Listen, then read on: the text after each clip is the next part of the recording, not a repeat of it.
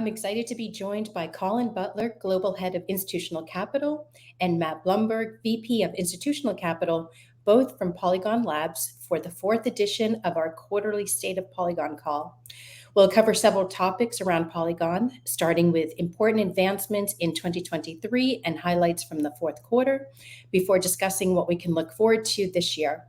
The information contained in this webinar is for informational purposes only and not intended as investment advice. With that, let's jump in. So pleased to have you, Matt and Colin. So Polygon had a busy year in 2023, from technology advancements and the launch of the zkEVM to forging partnerships with a wide range of companies across various industries, like including MasterCard, Salesforce, Deutsche Telekom, just to name a few. So I guess my first question is, what would you say were the biggest highlights or most important advancements in 2023 that really sets the stage for 2024? Yeah, first, Heidi, thank you very much for hosting. It's a pleasure to be here. You're going to get two different perspectives, one from me, one from Matt. My perspective as the head of the institutional capital team at Polygon largely involves global finance. So one thing that I saw happening in 2023 was really the inflection point for mass adoption on the side of global finance. And I'll provide a teaser. I believe that right now there is being created a parallel financial system having largely to do with private assets that will integrate into the existing financial system.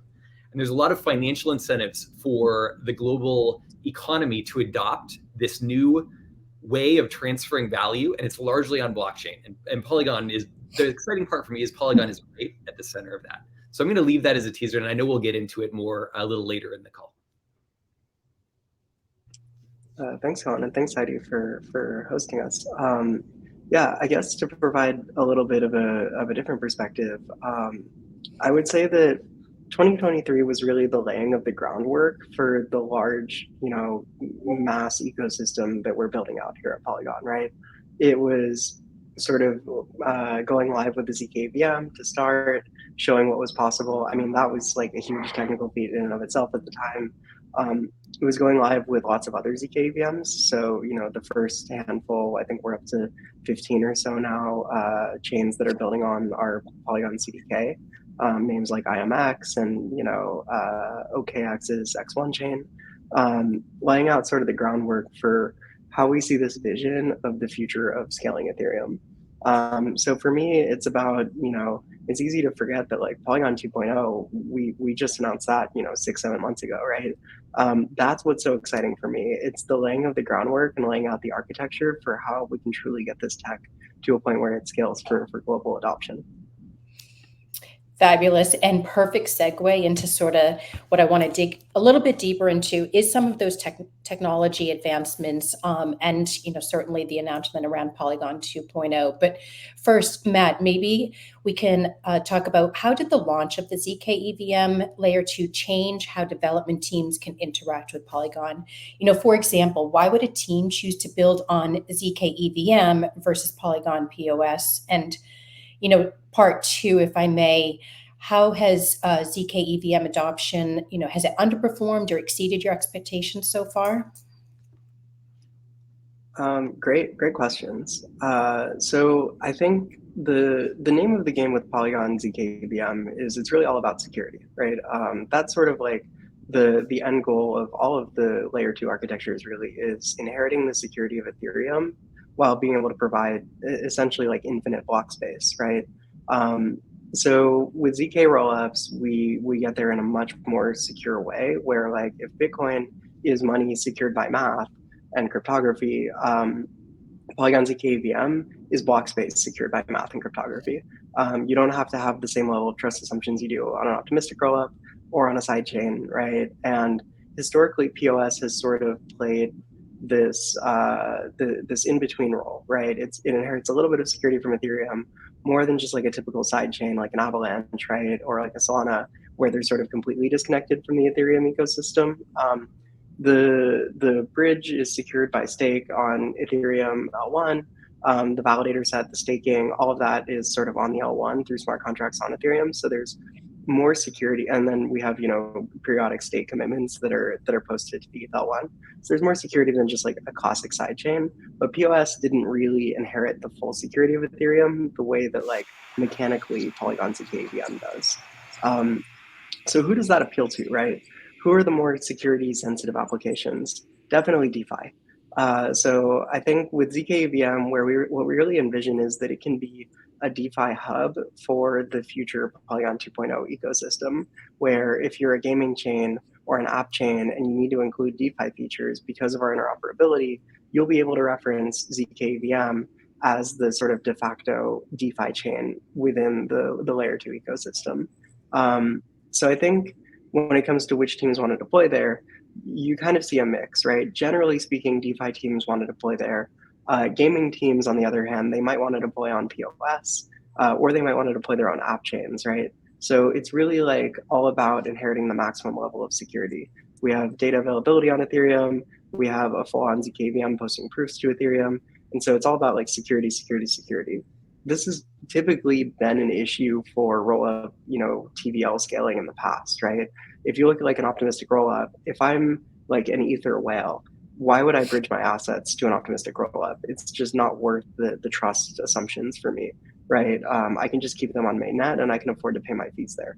But with zkEVMs, all of a sudden we have a level of security that enables institutions, whales, large, you know, token holders to bridge their liquidity to the layer 2. The layer 2 is a much better user experience, right? Right now I have to choose between, do I want to swap my ETH for USDC on mainnet and pay really high gas fees, or do I want to do it on an L2 like Optimism or Arbitrum and, you know, induce a lot of slippage, right?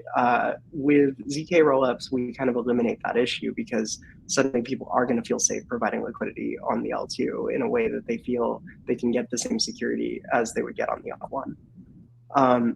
Back to your question about success, has it underperformed or exceeded my expectations so far? So I think we're right. So when we launched zkEVM back in May, we had this phrase that we kind of circulated a lot called training wheels. And it really was like an accurate representation, right? The tech was ready to the degree that like it did inherit the security, but there's lots of little rough around the edges patches, right? Things like, you know, the client software needed to support WebSockets, right? So we implemented that in like, you know, November, and that enabled a whole new class of applications to deploy there. Things like the client software being able to handle, you know, sufficient TPS to make gas fees reasonable. All of these little optimizations that were rough around the edges, now they're getting smoothed out. And I think, you know, toward the end of February, we'll have our client software upgrade where we patch in a piece of software called Aragon. I'm probably losing all my audience here. And that'll really enable us to hit the scale where zkEVM is like ready for that like super high speed growth in TVL, in users, in adoption, in a way that like we've really been purposefully playing it a little bit slow this whole time. So we wanted to make sure that we had the zk tech out there, making sure that that was getting battle tested. And the good news is it's done incredibly well. From here on out, though, now it's about like really adding fuel to the fire and getting the adoption curve accelerating. So with that upgrade that you just mentioned, so is that like sort of losing or dropping the training wheels? And, you know, are we going to see widespread adoption this year, or like what's the time frame in your opinion? It's definitely one step along the way. I would say it's the biggest piece that will enable the widespread adoption this year. Yeah, 100%. Because I mean, you can see this on ETH mainnet now. Like gas fees are just already out of control, right? And that's why you see a lot of talk about, is the layer 2 thesis actually viable, right? Like what is Vitalik's roadmap? Like we see a lot of chatter, is Ethereum going to be able to save itself this cycle, right? Of course it is. It's just like more complicated than a single monolithic chain, right? And I think like the way we've designed Polygon 2.0 and the whole architecture, it's meant to scale to whatever degree we need as a global population of potential users. So I think we'll definitely see volumes and TVL and users pick up as we see them across the space. I think zkEVM will be a very natural place for them to go. Yeah, so you just touched upon the sort of Polygon 2.0, which you announced last year. What are the primary goals behind that, and what is it? How does it aim to advance the Polygon ecosystem as a whole? Great question. I can hardly go 2 seconds without mentioning Polygon 2.0. Polygon 2.0 is our answer to a lot of the challenges that are posed by the Ethereum scaling roadmap. So if you think about Ethereum scaling roadmap, it's really like L2 centric at this point, right? We're going to have a lot of L2s. We're going to have effectively infinitely scalable block space. And that gives you a couple of challenges on the builder side. If you want to deploy a chain, first, anywhere that you touch the ETH1 is going to get expensive. And so how can we, Polygon 2.0 is partially seeking to answer, how can we make it economically viable for the number of chains to actually scale with demand without having to pay like a really exorbitant fee on the ETH1? How do we make that viable? The other question is then around fragmentation. So historically, if you think about blockchains, and this is like, I think a pretty large pivot in the way that we think about them. Historically, the scarce commodity has been secure block space. That's why you always paid a premium for the ETH1, right? With zk, all of a sudden we can mechanically inherit that security. And so the scarce resource is no longer secure block space. Now it's liquidity, right? And liquidity fragmentation is going to be a term that I think we hear again and again when it comes to the Ethereum scaling roadmap. And it's something that we got to solve. There's a few ways to do this. Optimism has one way with their Optimism superchain, but it's not as attractive to the builder because you have to basically hand Optimism your lifeline here, which is sequencer revenue. No team building an L2 wants to do that, right? With Polygon 2.0, they can do whatever they want with their sequencer revenue, right? But they can still tap into this ability to have like shared interoperability and seamless liquidity transfer across all the different L2s in our ecosystem. So the two challenges that we're trying to address here are, one, how do we make proof submission economically viable for a given L2 builder? And we accomplish that through recursive zk. So we can take all of these proofs that each of these chains are submitting, combine them, aggregate them, and submit them down to Ethereum together and save everybody on costs. What's amazing about this is the network effect, right? So if you're like an existing L2 and you're submitting proofs down to Ethereum, you're paying X, right? Right now it's 50 bucks a proof, let's say. We think we can get that down to 10 cents once we hit like full utilization of our AG layer. The thing is, every incremental chain that joins makes it cheaper for every existing chain every time they submit a proof. And submitting proofs is really important because that's how users get their assets off and on the L1, right? So it enables all these L2s to submit more proofs. Like $50 to 10 cents is a huge reduction, like orders of magnitude in the expense here. So it'll enable much higher quality user experience. But every incremental chain that joins not only makes it cheaper, it's not only cheap for them, it's actually getting cheaper for everybody already in the ecosystem. So it's like a huge network effect. Same thing with liquidity, right? Liquidity begets liquidity. If you're LPing in like a Uniswap pool or whatever DeFi protocol you want to be in, you want to do it where volumes happen, right? That's how you earn your fees.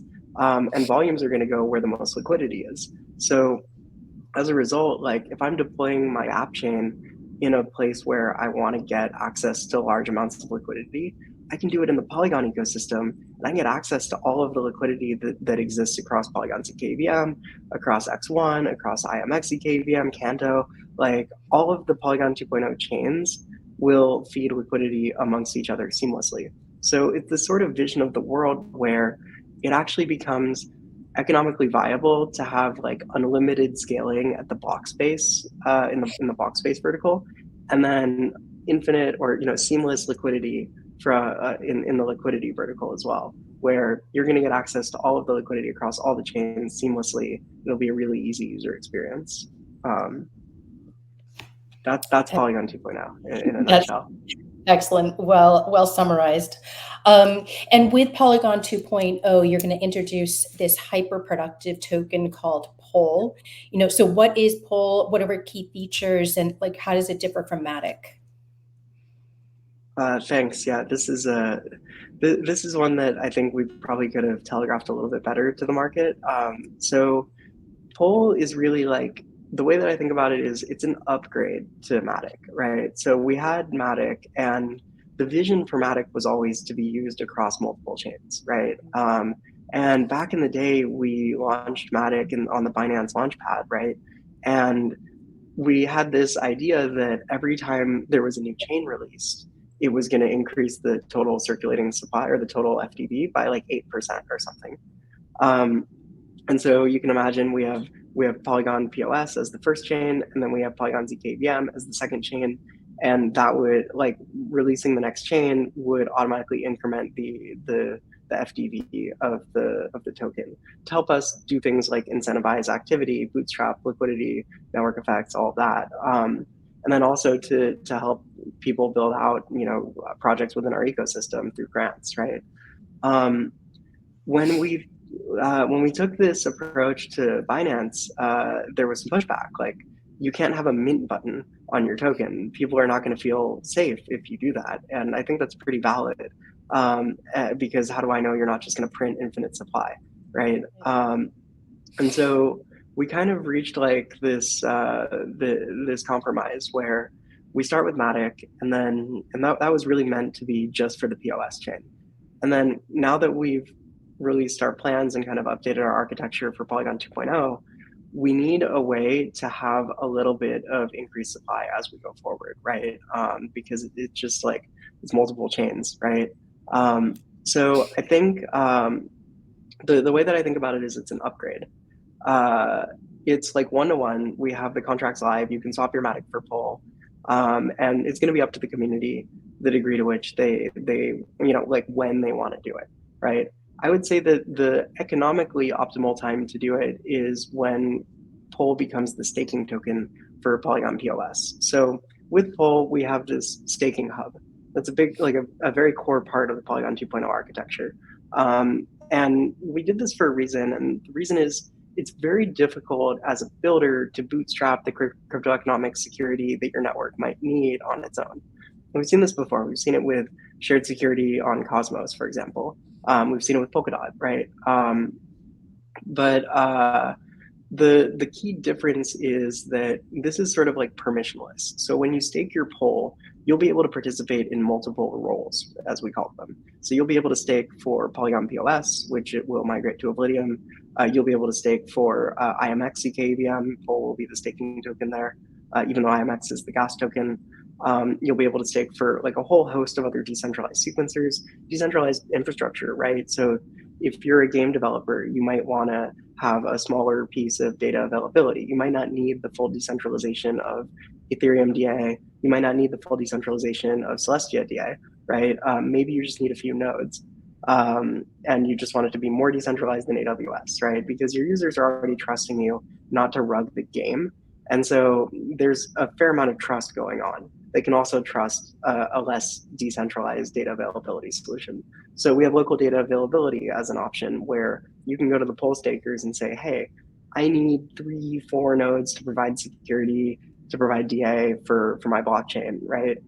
I'll pay 1,000 Matic a month, or 10,000 Matic a month, or 50,000 Matic a month, whatever, to each of these stakers. And it might not be Matic, it might not be Pol, it might be your native token, it might be USDC, it could be wire transfers if you want to go off chain with it, right? But the important thing here is that it becomes a marketplace for security. So you can go to the market and say, I want to buy this for this price, and people in the market can say, I'm willing to sell you this for a different price, right? And you can sort of meet in the middle. That's a much more permissionless, like parameterized, computer legible format relative to like the setup on, say, the Atom Hub, right? Which this has always been the difficult thing, is you have to coordinate people in order to get shared security on the Atom Hub. It's very difficult. For an average developer, they don't want to have to call someone, right? They don't want to have to make a governance proposal. It's the same issue with like Arbitrum and their L2s and L3s. Like, people don't want to interact with people. I barely want to be on this webinar right now, right? I take no like, offense. I'm just kidding. But like, once you have that sort of like more machine to machine marketplace for security, it's going to open up the options pretty substantially, akin to what like EigenLayer is doing. Anywhere that you need secure decentralization, you can get it through the Polygon staking hub, and Pol token will be the staking asset of choice there, right? Although we will also implement multi-token staking. Maybe you have to stake some Pol and some other token in order to secure the sequencer on whatever chain, right? It's the crux of it is that it's very flexible, it's automatable, and it's open and permissionless. So it's much less centralized than something like an EigenLayer, which is probably like the closest comparison, right? You still get like hyper productivity of your asset. So the way we think about productivity, I kind of like this meme actually. So you have Bitcoin. It's not a productive asset. You can't borrow and lend with it. You can't do anything with it on chain other than hold it, right? And transfer it. Then you have Ether. And because of proof of stake, Ether is a productive asset. You can stake and provide security to the Ethereum blockchain. It pays you whatever percent APY in exchange for that. So it's productive. Then we have Pol, which is more like hyper productive, right? The idea being that like this economic security can still be used on multiple chains, right? And you can still put up your tokens to get slashed if you misbehave, but you can provide that security across like effectively infinite applications. And I think this is the way that we get staking as like an economic primitive to scale to the scale that we're going to need when the whole world's internet runs on decentralized rails. So with Polygon 2.0, we have these different components. We have block space that can scale infinitely because it's cheap to submit your proofs to the AG layer. We have liquidity that can scale to wherever it's needed, right? So we've unified liquidity across all the different chains. And we have security that can scale to whatever degree that it's needed as well. And as a result, Pol stakers will be able to earn a lot more yield on their asset. And if we've learned one thing about crypto participants, we love our APYs. And so nobody's got like their gun to your head telling you what you need to secure and what you need to not secure.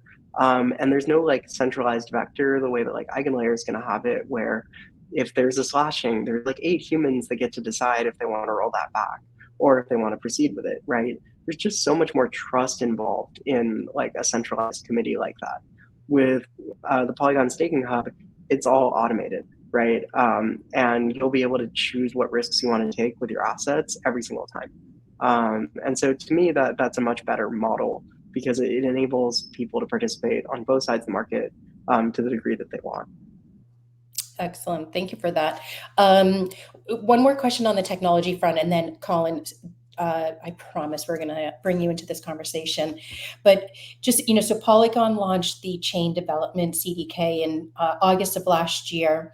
And we've seen announcements around several protocols like Celestia, Near, and recently Libra have already begun to use this.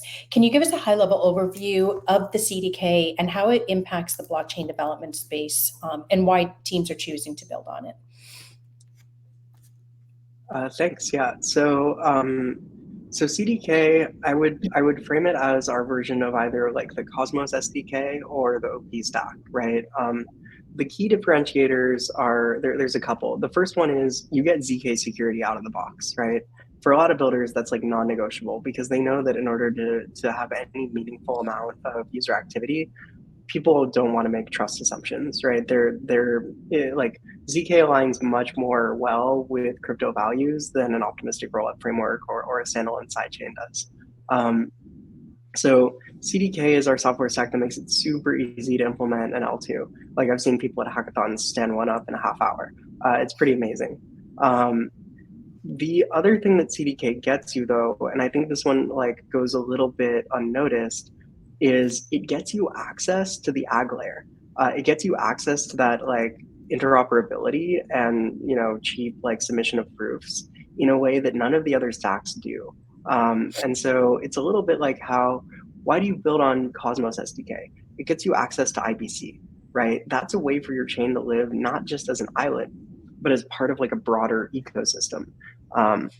Being IBC enabled is this huge advantage for Cosmos chains relative to not enabling IBC, right? It makes it safer, so your users don't have to trust like custodial bridges. It makes it easier for people to get liquidity on and off of your chain. And it makes it easier to do user acquisition as well, right? Because you're part of that same ecosystem. With Polygon CDK, I think of it actually very similarly. You notionally you use CDK because it's the best, easiest way to deploy an L2 and get the full security of Ethereum in the process. But under the hood, the reason that you do it is to get access to this aggregator layer. That's really like the killer feature in my mind. And I think a lot of the chains today might not even realize that.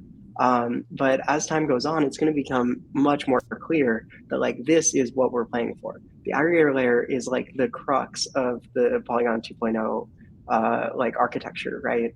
And if you fork the CDK, that's fine, right? All of our code is open source. You can fork our prover, you can fork our CDK, you can fork any part of our stack, the virtual machine, whatever you want. But you'll never be able to fork the network effects that the aggregator layer provides you, because it makes it cheaper to submit your proofs when you have a whole bunch of chains there, and it brings in all of that liquidity. Liquidity can't get just like forked or copy pasted. I mean, that was basically what happened with FTX, unfortunately. Like liquidity is the one thing in the space that really can't be copy pasted, right? It is that network effect driven thing. And so I think the core reason why you'd want to use it is actually the aggregator layer access. Even though, like, look, if you didn't want to touch the aggregator layer, which I'm sure some teams won't, right? And you want to pay more for all of your proof submission, you don't want to access the shared liquidity, I'm sure people will choose that, right? And it's just a fantastic like software for developing L2s on its own. But for most teams, it is about that network effect. And we've seen how popular this is in the market, right? We've seen something like 15 chains already announced, and these are like big, well-informed players, right? So these are people that are either coming from other ecosystems, like we have A-Star coming from the Polkadot ecosystem, right? They're not seeing the user traction they want there. They are not satisfied with the level of security that their chain has. They want to build on Ethereum. They want access to Ethereum liquidity. They want access to Ethereum users. How do you do that? You can join the Polygon ecosystem. So we made it really easy if you're EVM compatible to do that. It's the same story with Canto, really, right? They were part of the Cosmos ecosystem, and they looked at it and they said, look, like the liquidity is not scaling the way that we want. The user base is not scaling the way that we want. User acquisition, liquidity acquisition, bridging assets, it's all difficult and clunky and somewhat centralized. We need a better place to build. And so they've come in and chosen Polygon CDK as the way to do that. You see this with IMX, right? They've taken a few shots on goal here. They've got their other chain, right? And it's pretty interesting that like when we talk to teams in the gaming space, they always get the choice of where they want to build, obviously. And hands down, when IMX says, "Hey, do you want to build on our old chain or on our layer 2?" They're like, "Of course, the layer 2, because I'll get access to liquidity, I'll get access to users, I'll get access to Ethereum mindshare and alignment, and I can write all my contracts in Solidity, right?" And so we've seen kind of like the appeal from that end. We've seen a lot of new CDK chains, so a lot of chains that like people are, I think L2s are kind of going to be the L1 or the alt L1 of the cycle. We're just going to see so many of them launch because it's a great product, right? It's like an L1, except you don't have to bootstrap value to your token, so you can put your head down and actually focus on building, and also you can collect sequencer revenue, which is awesome. And it doesn't take that much to make it worth it to launch the chain in the first place. So we're seeing CDK also be like the place of choice for new chains like X1, right? And we internally talk a lot about scaling. I don't know if I'm supposed to say the exact number, but it would blow your mind the number of chains that we see coming in 2024. And we've already got like a pretty good start on that, and I think we're only getting started. I would expect to see the adoption scale up exponentially from here.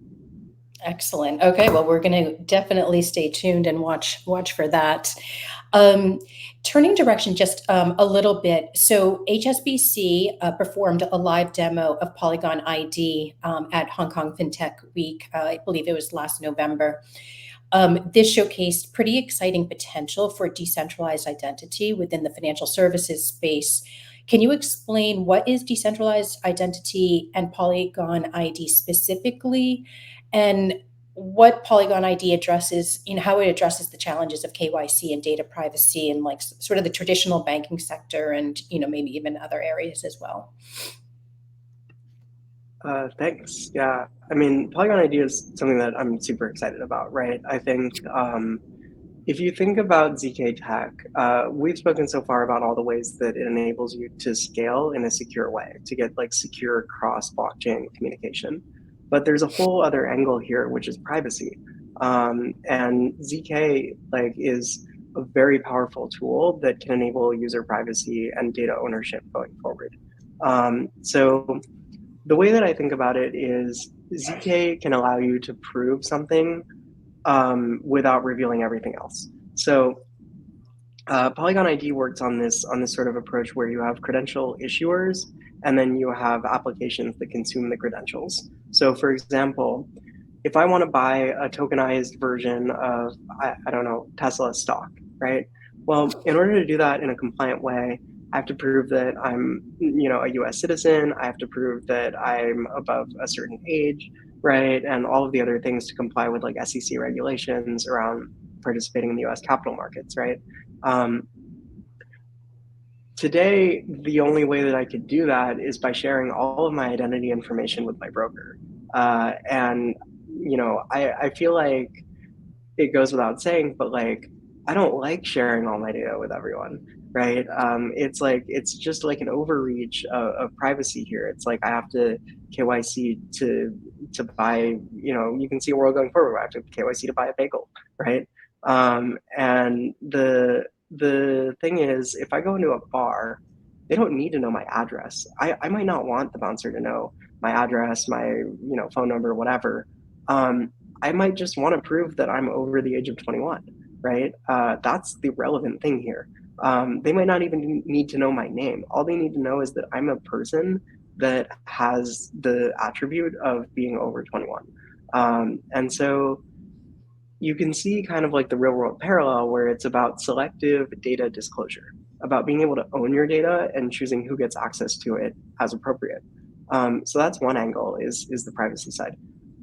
The other side, and I think this is huge, especially in the tokenized asset space, is around interoperability and portability of credentials, right? So if I'm a US resident over the age of 21, I might not just want to participate in buying Tesla stock, but maybe I want to buy a mutual fund issued by HSBC or something, right? And they might need to check these credentials. Right now, I have to go in and type all of my personal data again into somebody's centralized database, and I don't know what kind of security they have around it. And it's a real friction point, right, for user onboarding.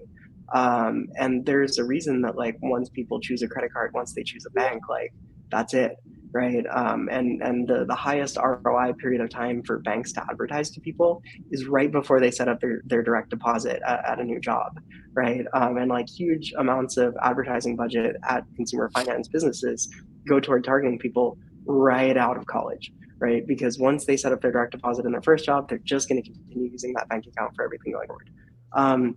But that's not how it should be.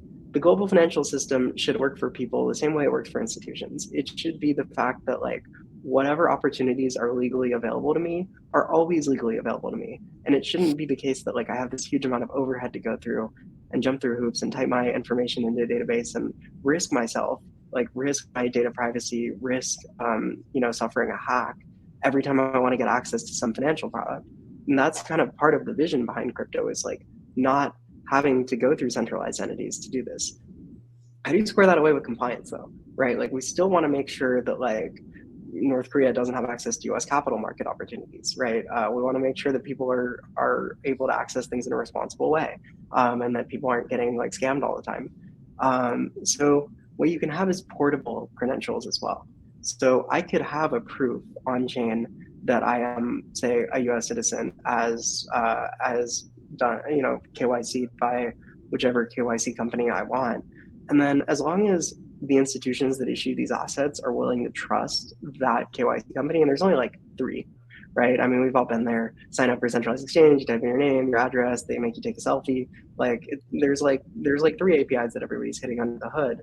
There's no reason why different entities shouldn't be able to accept these credentials in a way that respects my privacy and also the safety of my personal data. So you can imagine a world where this bank might not even need to know my name. All it needs to know is that this address has access to a credential that proves that I am not a citizen of a country that's not allowed to hold this asset. It doesn't even know which country I'm in, right?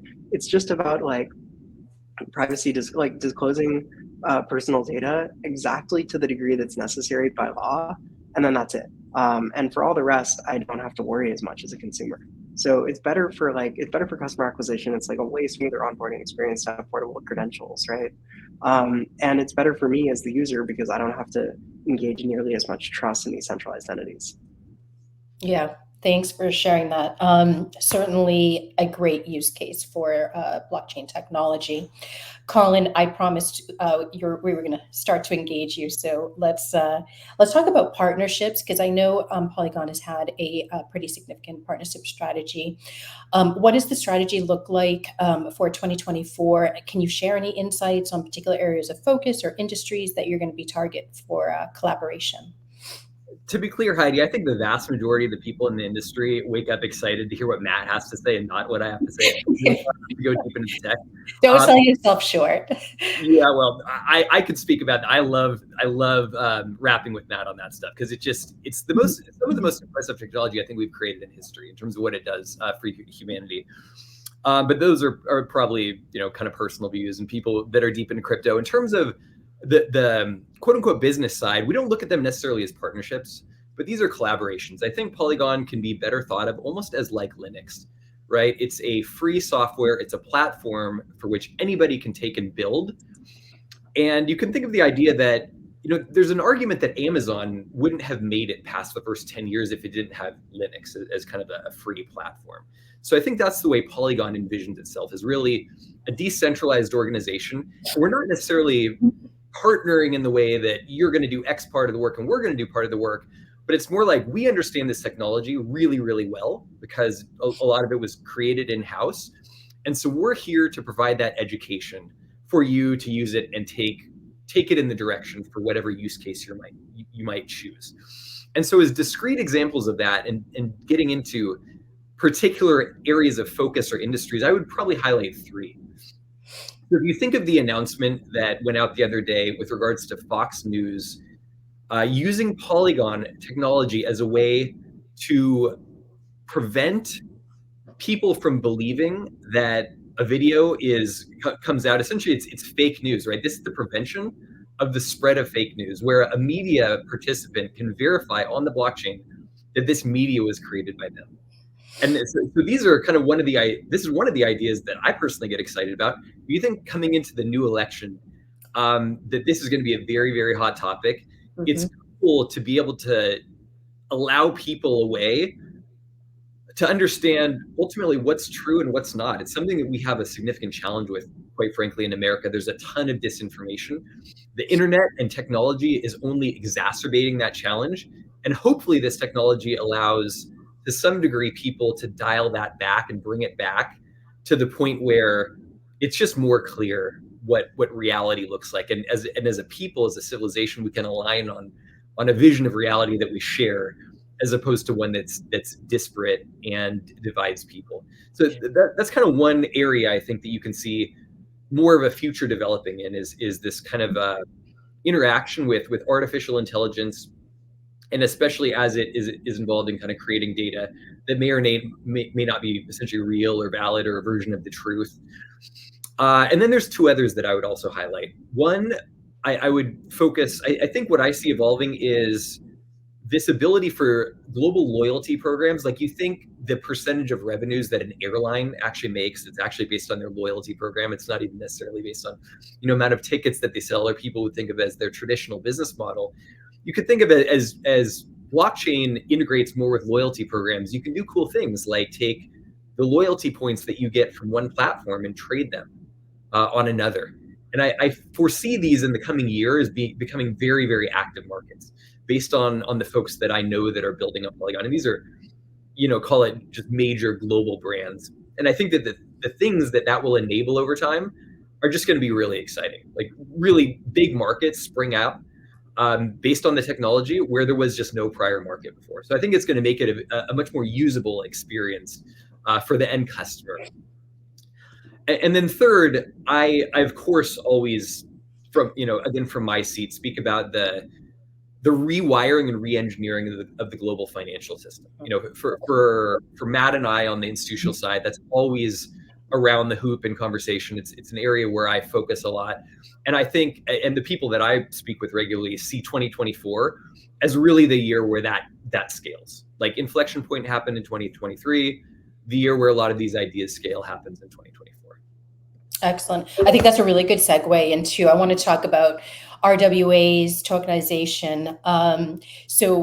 Just like a week ago, Libra, a joint venture between Brevin Howard's WebN and Nomura's Laser Digital, announced their purpose-built L2 for tokenization built on Polygon CDK. Can you talk to us a little bit about what this means for institutional adoption and just how big of an advancement this is? Yeah, and unfortunately, I could spend a long, long time on this. So I think most important to understand for everybody on this call is the why.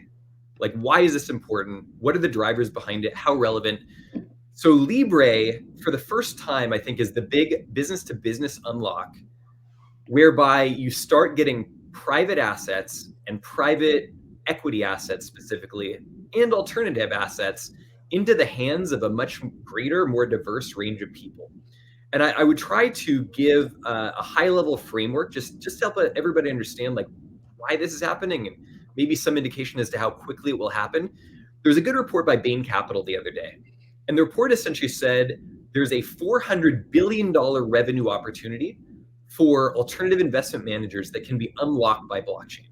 So if you think of that in terms of an incentive, why Wall Street is largely adopting these technologies, it's not because some major player, like head of a top 10 global financial firm wakes up and says, this is an awesome technology. They say, this is a great way to increase our revenues and make money, right? Wall Street is largely driven by making money and saving costs. And so how the model works that I've seen is the idea is essentially half the world's assets are owned by individuals. The number that I've seen, everyone has a different number. It could be like $150 trillion in assets are owned by individuals, with the rest being owned by entities. Of the half of the 50% of assets that are owned by individuals, people with a net worth under $30 million have essentially zero exposure to private equity assets and alternatives. And so if you look at more like the endowment model, where that exposure to private equity and alternatives would be 25% or 40% of their portfolio, and you could think of people in the high net worth or very high net worth segment, call it between $1 million and $30 million, and they currently have essentially zero exposure to what has over the past couple of decades been a higher returning asset class than public assets.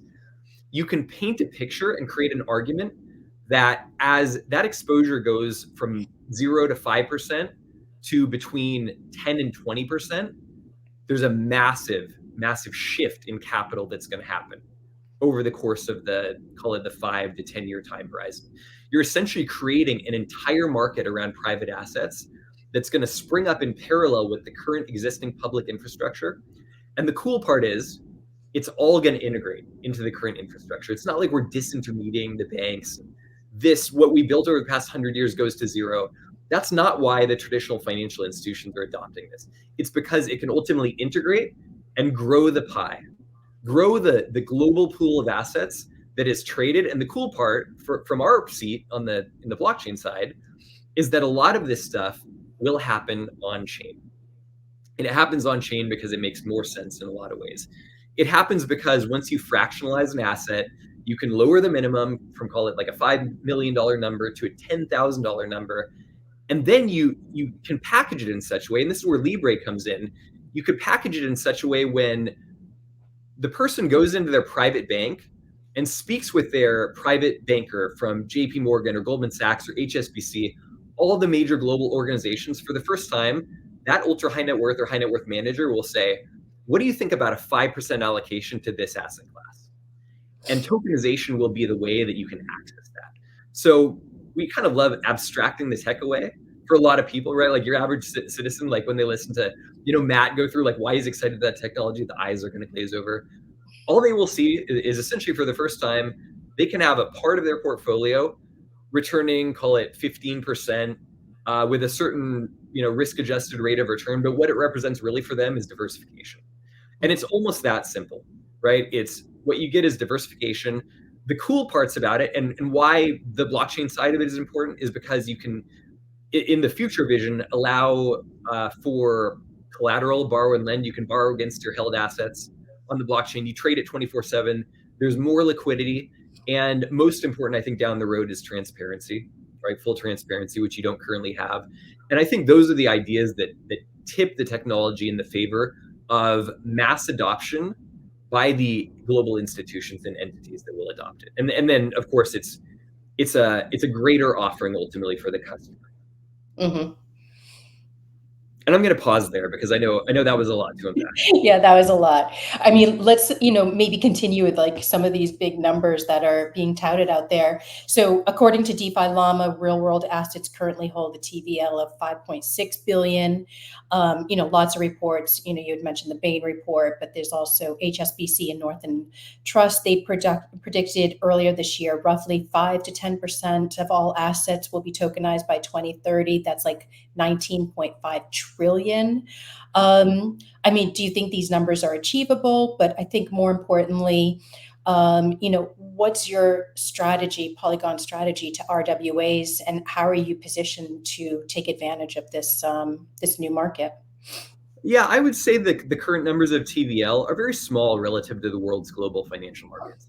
And I do believe as the blockchain is increasingly integrated in the core architecture of the existing financial system, you will see those numbers increase dramatically. Like from our perspective, we see more like a 50 to 100x type of multiplier on what you see now. So what's happening now and the TVL numbers that are thrown around, they're relevant, but that's just the seed of, I think, what everybody sees. So when HSBC comes out and says, here's a number for 2030, I think it's achievable. It's really tough to see like if we're going to fall short of that or go beyond that. But I believe directionally they're correct in their idea that what you will see in 7 or 10 years is a significant multiple of what you're seeing now with the tech being in its very early stages. How important is our RWAs to Polygon strategy? Yes, it's very important, but it's one of, call it like 4 or 5 verticals within Polygon that I think this technology is a perfect fit for. And I think Polygon has a very deep offering in each of those, call it use cases or verticals, right? Think about the partnership, the collaboration with IMX. Think about any of the other kind of number of announcements that have come out. Really, this idea of financial market disintermediation and more like democratization and inclusion in that side, that's only one aspect of the broader picture. And to some degree, these all integrate, right? The financialization of things that weren't previously, call it like financial instruments. And even NFTs could be thought of as something for which this is an integration, and there's a lot of overlap. So I would look at these things as, you almost can't disentangle these ideas one from the other at its core, and especially as more of these virtual assets come on blockchain. In terms of, call it why an RWA issuer should issue their token on Polygon, our vision is largely around zero knowledge. So it's challenging for, I think, us to paint a picture of a future where billions and billions of dollars in traditional value, traditional assets, real world assets are exchanged without the highest level of security. Yeah. And for us, I think that's what zero knowledge represents. And that's why that technology is so important for the RW space in particular. Yeah, that makes a lot of sense. And just, sort of when we're thinking or looking at RWAs, we've seen lots of like real estate, artwork, private credit, tokenized treasuries. So, RWAs appear to be trying to integrate like many different sectors all at once, in some cases creating fragmented or illiquid on-chain markets. What sectors, or which sectors do you think holds the most potential for growth and further tokenization in 2024 specifically, but even longer term? I don't want to. I almost don't want to speak directly to individual aspects of this, because I don't want to disenfranchise anyone. Like, people come to us all the time and they're really excited. They're like, "We're tokenizing this or that," and I support all of that, right? I want to see that, but I could tell you what I think gains adoption more quickly than other areas, because there are certain areas of the market that lend itself to more rapid adoption, given where we are now with the technology. I would say, based on what I see in the pipeline, you're going to see a lot of fund tokenization. You've already seen that start, call it, with like money market funds. It's probably not the most exciting use case for most people, but it's where it starts. So you're going to see a lot of fund adoption based on the $400 billion number that I mentioned with the Bain report. You're going to see a lot of, call it, private equity funds, alternative investment managers looking to tokenize so they can further extend their range of distribution and increase their assets under management. And then you're going to see things that are already essentially a digital asset, right? Like stocks and bonds, and to some degree structured products and derivatives are already largely virtual in nature. So that there's less of a hurdle to tokenize those assets and bring them on chain than there is for something, call it, like real estate. With the idea that yes, there's a multi-trillion-dollar picture in global real estate, you start running into real world challenges, like who holds the deed to my house, right? If I want to fractionalize my house and rent it out on the weekend virtually, the challenge is that if somebody comes for ownership rights, they have to go down to the courthouse and speak with the registrar. And that's, I think, where the challenge comes from, getting further down the pipeline or the funnel from things that are already relatively virtual to the things that are clearly completely not virtual. And you need some sort of an oracle. You need some sort of way to bridge where those assets sit now with an on-chain representation. Mm-hmm.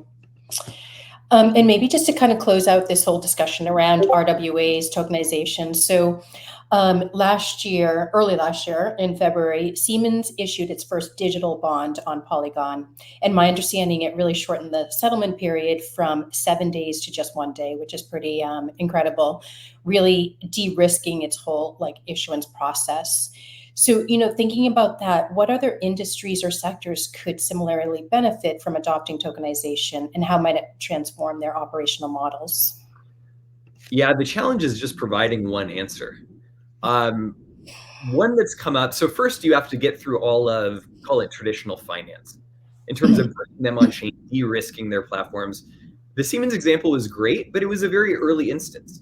First, you really need to see wide use of that technology to de-risk settlement times globally. Like, think about receivables or things that could even be, call it, like 28 days to settle, down to essentially like atomic settlement or same-day settlement or 1 hour settlement or whatever it is, instant settlement. I think that's the first step in the process. In terms of other industries, I've seen gigantic numbers around non-financial industries, including things like the supply chain. Yes, I've heard people in these businesses espouse tremendous benefits from adopting tokenization coming on chain, but the ones that aren't being talked about as much right now have additional technological and real, I would call it, regulatory, potentially even regulatory hurdles before they can fully come on chain and completely disrupt the operational model that they have. So I think that's going to be maybe we'll have more on our next quarterly call. But for now, I think I'm going to leave it at a very, very high level answer. Okay, fair enough. So we've covered quite a bit in this short amount of time. But so to summarize, what are the top 2 to 3 narratives for Polygon that we should all be paying close attention to this year? And maybe, Matt, we can kick it off with you, and then Colin, get your take as well. Thanks. Okay, so I think this is pretty clear for me. The first one is very much the ecosystem around Polygon CDK. So it's the sheer number of chains, the number of users, the number of apps, the amount of activity that's going to come into this ecosystem is just going to be unreal. And it will create like the core gravity that really it really squashes this question of like whether Ethereum can scale, whether Ethereum will make it this cycle.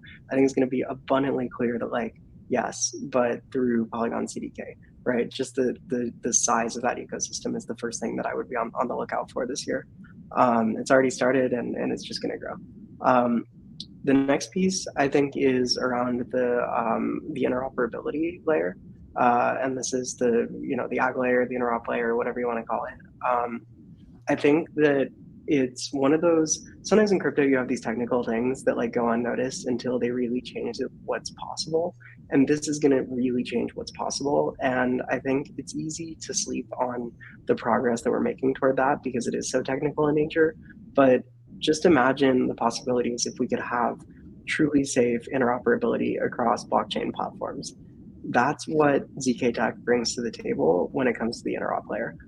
So I think that just the amount of possibility there is massive, and it's going to hit us all in the face like as soon as it starts to reach like adoption. So those are the two things to look out for. Excellent. Yeah, and I'm really going to have to piggyback on what Matt said. I think this year is all about liquidity aggregation. So we have a cool global platform. The challenge, I think, is siloed liquidity, islands of liquidity. Using zero knowledge, I think for the first time, we can really connect disaggregated or disparate sources. So call it the Polygon 2.0 roadmap and vision, and the CDK technology are core to the idea that we can really make this a usable technology by bringing everybody together. Right now, I think there's a lot of kind of silos and camps within blockchain. And I think for the first time, this technology really has a shot at essentially bringing them all together. The technology at its core is really about alignment. And one of the things that I'm most excited about in terms of narrative for 2024 is really having a quantum leap forward in aligning everybody into this space to where somebody's win is the ability to connect somebody else over here and do something that they really couldn't do before. And if you think about blockchain in terms of network effects, the network effects, in my mind, based on what I see as the technology really enabled by zero knowledge, the network effects are about to explode. Excellent. And in our last minute together, just personally, what are you guys most excited about in 2024? Crypto markets, personally excited about. Mm-hmm. In the markets, I think that I think in the short run, it's easy to underestimate just how important the Bitcoin ETF is, right? And in the medium run, it's going to be insanely impactful. And my definition of medium run is a crypto definition of medium run, months, right? In the coming months, we're going to see just how important this is. And we're going to see how much it unlocks people's ability to participate and get curious about crypto. We all remember what it was like falling down the rabbit hole. You start with Bitcoin, you're not going to stop there, right? And I'm really excited just for all of the people around me to understand what I'm talking about when I talk about things like layer twos. I'm excited to see all the cool things that they build. I think it's going to bring an enormous amount of talent, curiosity, and capital into the space. And I think it's going to be like the bull market of all bull markets. It's going to be so much bigger than ever before. And I couldn't be more excited about it. Well said. Let's hope that's all true. Colin, over to you. Yeah, I think something that's going to enable what Matt just said is really the establishment coming on board with crypto. Regulatory unlocks that I see in the pipeline are tremendously exciting for me. I think 2024 we're going to look back and see it as kind of like a watershed year in terms of the year that mainstream society and the governmental infrastructures that kind of globally dictate what we do as a civilization becomes more accepting of this technology. And I think even in the next couple months, you're going to see some significant headway towards that. So broadly speaking, today there was this idea that, it's almost like choke point 2.0 is the government going to try and kill crypto around the world? I think we're past that at this point. And I think that as you do see more acceptance, the markets are just going to be much more exciting in terms of what you can do, use cases, adoption, and general participation in the space, really enabled by acceptance from, call it the people that really call the shots in our society at this point. Excellent. I love it. We're ending on a high note. That's amazing. So yeah, we're out of time, unfortunately, though I think we could have gone on for another hour at least. But this wraps up the this edition of the State of Polygon quarterly call. Amazing updates. Looking forward to next quarter, Colin and Matt, hearing more great things about Polygon and successes going forward. So thank you for your time today. Thanks, Heidi. It was a pleasure to be here. Thanks.